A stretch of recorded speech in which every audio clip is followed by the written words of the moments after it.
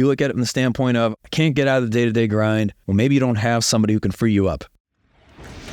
Or maybe you don't have capable enough individuals. Like you may have people that get their job done, but nobody who really can step in and lead the organization and oversee the day-to-day. There's this concept in EOS and in the book Gino Wickman talks about in Traction, but even in Rocket Fuel, of like this visionary and integrator dynamic, where you've got the visionary, where it's typically the founder of the organization. They've got all the ideas, they get the vision, they think ahead, they're strategic, and then you've got the integrator that is on the execution piece, right? They help get everything done. And, that was kind of the dynamic between Jessica, you and I for many, many years. And now we've got our COO, Alex.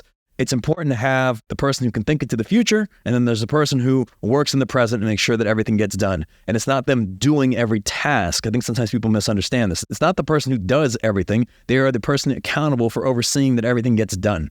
Now, there's a distinction between the two. The does everything person physically, mentally does everything. They check off every box. They complete every single task. The person accountable for ensuring that it gets done works through other people. Okay, so this is helping to make sure that other people are getting things done. And that's the only way you can build a great organization, because you need a thing called leverage. And leverage is the difference between what you put in and what you get out. And you have effectively zero leverage if you are doing everything. But you have a ton of leverage if you come up with the idea or you map out the plan, and you've got a team of people that work collaboratively together to actually get it done. That's amazing. That's called leverage. That's how you scale.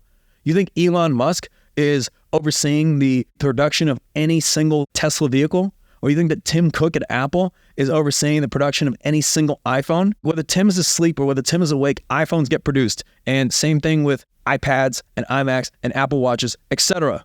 The person in China is going to receive their Apple Watch whether Tim wakes up or does not wake up.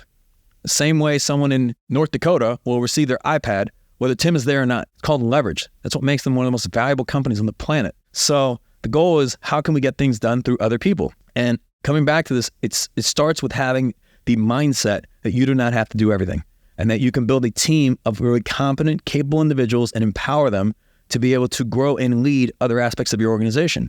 And now look, they can report to you, they can provide you with updates, etc.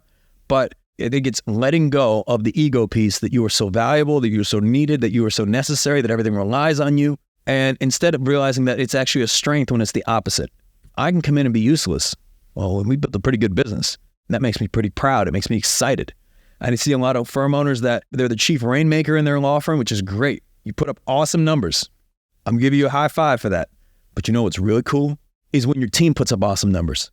You're still making the same damn money. You're just not doing any of it. Isn't that amazing? You've empowered others to do that within your organization. You created opportunity for other people to be able to support themselves and their families and make an impact. And that's much more scalable too.